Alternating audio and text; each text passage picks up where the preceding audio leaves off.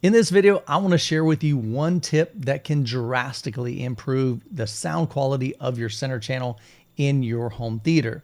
Now, this applies whether you have a dedicated theater room, maybe you've got just a setup in a living room. Even if you're using a sound bar, this tip applies, and the best part of it, it doesn't cost anything. Now, before we dive into the video, I want to give a big thanks to our channel sponsor, Arundel Sound. You guys know I love big sound. Well, Arundel's 1528 series has taken big to a whole new level. The Tower 8 is an absolute beast, 53 inches tall, 174 pounds, and engineered to perfection with time-aligned curved baffle. But it's not just about size, it's about the massive soundstage and clarity that these speakers deliver. Trust me, once you hear the 1528 series, there's no going back. Check out the link down in the description below. So we were up in Middleton, Florida this past week at Matt's house installing a per-listen system in his living room. He's upgrading from a PSB and Dynaudio subwoofers to a full per-listen system. This system is incredible.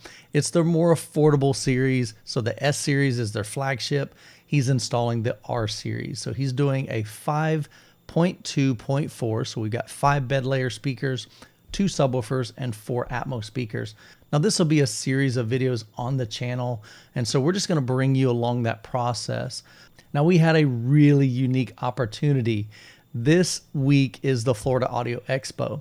And because the Florida Audio Expo, the entire per-listen team is down here. That's Eric, Lars, as well as Dan. These are the owners, the co-founders, as well as the engineers behind the great products of per-listen.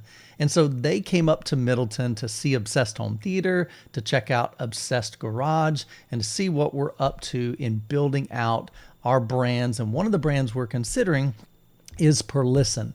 And so Matt has been interested in per-listen for quite some time, and he ended up purchasing the R7Ts as well as the S7Ts, doing some comparisons there, and he found that he really liked the more affordable R series, and he thought that would be a good fit for his living room. So he placed an order for a full per-listen R series, and so that's what we were doing. We're up in his place in Middleton, Florida, installing this. And so during the process, one of the things that Matt shared is aesthetics mean a lot to him, especially in a living room environment. And I know a lot of you guys can relate to that as well. We want things to look nice. And so part of that aesthetics is he didn't want his center channel all the way at the front of the cabinet. The center channel is actually placed all the way up against the front wall. The problem with that is it drastically hinders the quality of the center channel, especially dialogue and vocals. They become mush, they become distorted, and they just don't sound nearly as clear.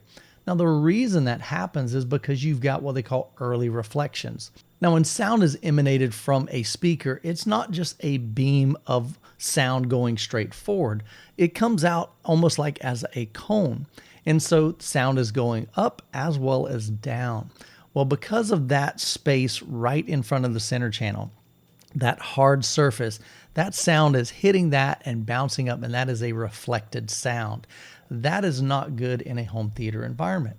And so ideally what you want to do is, if you have your center channel pushed back on your entertainment center, here's what I want you to do. First thing I want you to do is just listen to it the way it is. Get some material, maybe a clip from your favorite movie, or maybe just a song, if you can, make sure that there's sound coming directly from the center channel. But listen to the dialogue. Listen to what it sounds like. Is it clear? Is it precise? And then what I want you to do is I want you to slide that center channel all the way to the front of that cabinet. Make sure that it's fully in line with the edge of that cabinet and listen to it. I guarantee you it's going to improve. But there's one more step that you need to do. If you just left it that way, if you've already run auto calibration, let's say you have Odyssey or like a Marantz or Denon, and you've run Odyssey. If you move that center channel, you need to rerun Odyssey, because that center channel is in a different position now. And that EQ that Odyssey applied, think about this, Odyssey heard those reflections and it likely applied some EQ to correct that. So now if you put it into a correct position without those reflections, it's going to still want to EQ that. That's not going to be good. It's going to alter that sound. It's not going to be as good as it could be. So move the center channel all the way to the front, rerun Odyssey, Dirac Live, whatever room correction software that you initially ran. Now, if you're a manual EQ, the same applies. You're just going to need to re-EQ that, retake some measurements with maybe REW, and then manually apply your PEQ to adjust that sound. But the reason why I bring this up is, it was something just super practical. It's something that I think is super valuable to you guys.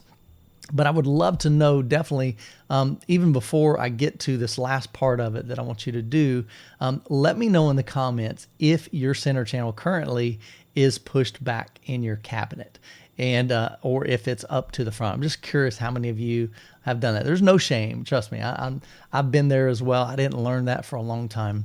As you can see in this photo, Matt has the center channel placed all the way up against the wall.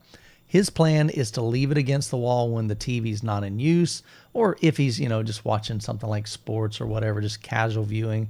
But if he's watching a movie or something that's kind of more important, he's willing to pull that center channel to the front edge of that cabinet so that minimizes any reflections there. Now, during this setup, we actually took the time to listen to the center channel pushed all the way up against the front wall. And then we also listened to it at the front edge, and we all agreed. We had the folks from Perlisten that were there. We had the folks from Fidelity Imports, which is Steve, as well as Bob. We also had myself, Matt, and Rusty. And we all agreed it drastically improved the center channel when we moved the center channel to the edge of the cabinet. And then, of course, we ran Dirac Live after doing that. But this is just something that you might not be aware of in your setup. And then another bonus tip on that, make sure that that center channel is aimed at your ears. A lot of times I see center channels placed really low near the ground and they're aimed at your ankles. That's not good because now you're listening to that speaker off axis. So the two things I want you to do is, number one, make sure your center channel is pushed to the front of your cabinet or even a sound bar. And then number two, make sure that the speaker is either angled up towards your ears if it's low. If, for maybe instance, you have your center channel above your TV and it needs to be angled down, just put something behind it. Put a towel. You can put little angled like foam that you can pick up on Amazon, super cheap. But get that speaker aimed, that tweeter right at your ears, and those two things will drastically improve your sound.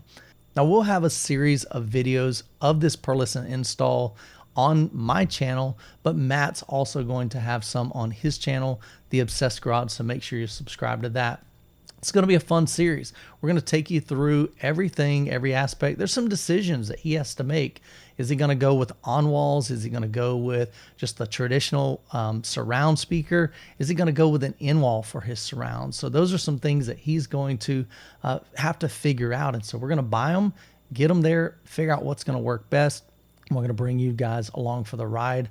I've also got a behind the scenes video that I just posted on Patreon. If you're interested in that, I'll link it down in the description as well.